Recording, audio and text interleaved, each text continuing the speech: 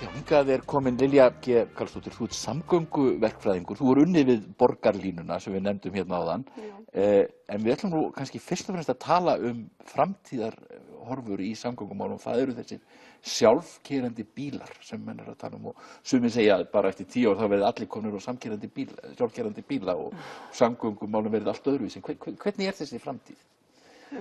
Framtíðin alltaf erfitt að spá til framtíðina en þeir eru á leiðinni, sjálfkeyrandi bílar og tækninni fleygir hratt fram þar og ég held að sé allir sammála að þetta er framtíðin, það er bara svolítið spurning hver er leiðin að þessari framtíð.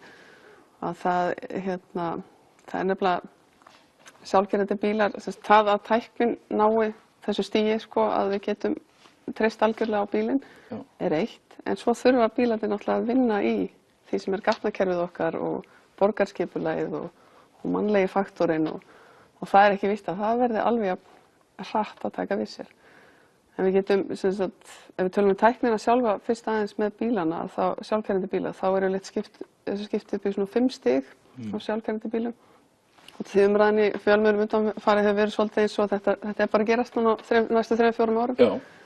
Að þá er stig 1 er það sem við þekkjum sem svona ABS og cruise control og annað slíkt. Stig 2 þá er bíllinn svona, getur tekið hendurnar svona augnablik af stýrinu.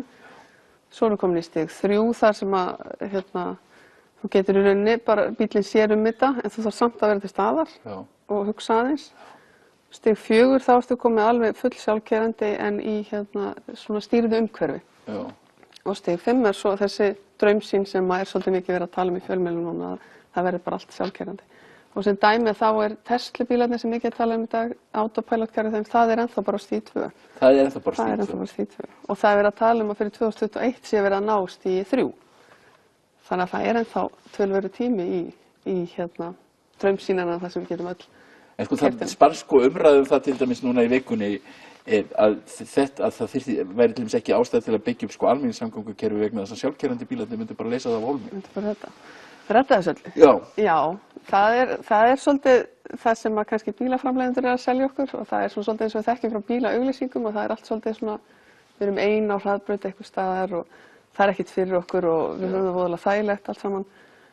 En raunveruleikin, þeir sýna, það er Tesla og Google og slíkir aðilar sem við erum að sjá dæmi frá. En það er ekkert svakalega hipp og cool og svona sexy að sýna bæjarumferð sem er rosalega þéttbökkuð og það er strætó og hjólandi og gangandi sem það þarf að taka tillit til. En þar er nefnilega þróunin mjög hröð. Það eru sjálfkeyrandi strætóar í Grikklandi, Sviss og Finnlandi í testi nú þegar, sem dæmi. Já. Og öll borgarsvæði kringum okkur eru að veðja á almenningssamgöngur því að borgarumhverfi funkar ekki án svona það sem við kallum mass transit, þar sem ert með mikið af fólki í einu faratæki. Það muni ekkert sjálfkeyrandi bílar þar sem við erum kannski 1, 2, 3 hræður í bíl munu bara þýða rosaleg umferð áfram og mikið meiri umferð en það ekki í dag með þessu. Já, það bara spurningi, mun þetta eitthvað bjarga því að göturnar sé ekki svona pakkaðar af bílum? Nei, það mun ekki gera, ekki nema við breytum hegðun okkar, ekki nema við förum að ferðast meira saman. Já, og það náttúrulega það sem að spyrja, ef fólk fær sjálfkeyrandi bíl, akkur átti það að vilja deila því með fólkinu í sama húsi eitthvað frekar en hinum bílunum sem það er ekki sjálfkeyrandi? Já, það er svolítið þessi mannlegi faktor sem er svolítið erfitt og það rannsóknir sýnt fram að við erum ekkert svakalega viljug í það að deila en það er svona samt eins og sé svona vist kynslóðabreytinga í þessi stað að yngra fólkið í dag það er til dæmis í Bandaríkjunum, það er mikið færri sem að taka ökupróf á þeim tíma sem þið geta, þeir eru að seinka því að taka ökupróf eða bara taka það ekki og svona það er komið upp kynslóð sem er kannski vanari þessu að deila hlutunum og vanari því að bara setjast upp í lest strætó og geta verið bara á netinu í símanum sínum. En svo spurning ég hvenær þessi tækni orðin örugg? Að hún verður örugg og þú veist, bílaumferð er náttúrulega ekki sérstaklega örugg, hún er margar hættur í bílaumferð og borgir er náttúrulega byggðar í kringu það að reyna afstýra með öllum þessum ljósum og öllum þessu dóti, en hvenær er þetta orðið öruggt? Já, það er nefnilega, það er svolítið stórt mál líka og það er það sem við bindum náttúrulega mikla vonum við að þetta eigi eftir að auka öryggið, því að mannlegi faktorinn í bílum í dag, við völdum svolítið mikið af slysunum, mennirnir, en það það þróunin í gangi með þetta, en það er hvergi í Evrópu leyfilegt að pröfa sjálfkeyrandi bíla ennþá í opinberu rými. Þetta þarf alltaf að vera ennþá í stýrðu umhverfi og það bara töluvert löng leið ennþá í þetta að þessi framtíð verði og það sem líklegt að gerist að við eigum eftir að vera í svona mixkerfi ábyggilega í nokkra áratugi í viðbót. Þeir byrja að koma inn, en þeir byrja að vera virkir fyrst í stýrðu umhverfi sem einmitt almenningssamgöngur, það sem eða sem sagt ákveðnar leiðir mótaðir, fastar leiðir fyrir þessa sjálfkeyrandi bíla. En við getum ekki tekið leið 4 og gert hana að sjálfkeyrandi bíl. Sjálfkeyrandi bíl. Það þyrfti að vera sjálfkeyrandi strætó. Já, en erum við þá ekki að tala sko þá innan einhverjar línu, borgarlínu eða innan svona fastra leiðar eða hvað? Já, og það það sem að muna öllu líkið gerast og við munum áfram vera með venjulega bíl líka því það gert ráð fyrir því að það verði venjulega bílar framleiddir áfram til að minnsta kosti ársins 2030. Þessi venjulegi bílar þá í þeim skilningi að við keyrum sjálf og pælum í því að meðalaldur bíla 11 til 15 ár í Bandaríkjunum og hér á Íslandi held ég að sé að þá erum komin fram til 2045, 2050 þar sem við erum ennþá í svona mix-kerfi. En ef við förum aðeins í borgarlínu pælingunar og þetta hvort almenningssamgöngunar verði úreltara þá snýst það verkefni og almenningssamgöngu verkefni í öllum bæjum og borgum í kringum okkur á nágrannalöndunum. Það snýst mikið meira það hvað ætlar að gera við borgina sem þú býrð í heldur en tæknina sem slíka sem á að keyra þig.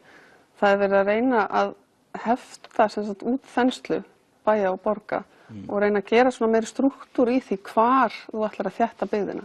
Og þú ætlar að reyna að þétta byggðina þar sem þú býður upp á framboð á mismunandi ferðamátum til þess að reyna að lágmarka fjölda bílana og reyna að létta það svona. Hugmyndin með borgarlínunni sem á náttúrulega að fara í nágrannabyggðina líka þétta byggðina meðfram línunni þá. Já, meðfram stöðvunum á línunni. Meðfram stöðvunum á línunni. Þannig að þú sért við stöð og eins og við þekkjum held ég alls staðar sem við förum erlendis í almenningssamgöngur.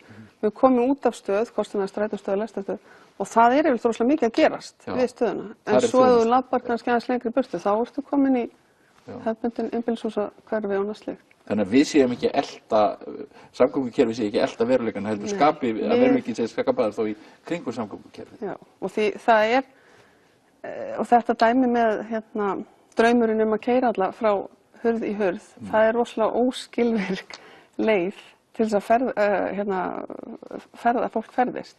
Og það til í dag, það til kallaðir leigubílar, við getum hringt og við þurfum að borga mikið fyrir það, láta færa okkur frá hurð í hurð. En við getum labbað í staðinn, örlítið lengra á strætóstoppistöð og borga mikið minna fyrir að komast sirka sömu leið.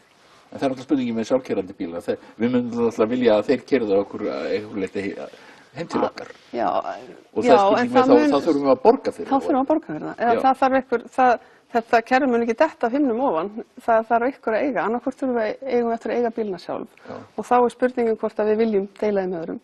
Við látum að keyra okkur í vinnuna og viljum við láta vera rúndandi og pikkandi upp fólk með að við erum í vinnunni eða viljum við senda hann tilbaka og leggja heima og þá ertu búin að auka umferðina, þá ertu búin að koma fleiri kílómetra sem verið að keyra. Og svo spurningin, þetta kerfi sem að Risafyrirtæki eins og Uber á eða sveitarfélögin eða? Já, það allt eftir komast. Það þarf einhver að eiga það og það þarf að borga sig og að reka það og þú munt aldrei vera með húsefustöður út í útkverfi þar sem þú munt vera með endalaust framboð af sjálfkeyrandi bílum rúndandi bara bíðandi eftir að þú hoppir inn í hann. Þetta mjög spennandi framtíð. Þetta mjög spennandi tíma. Takk fyrir að koma í þáttinn, Lilja. Þetta búið okkur í dag og þetta síðasti þátturinn af Silfrinu á þessu misseri og ég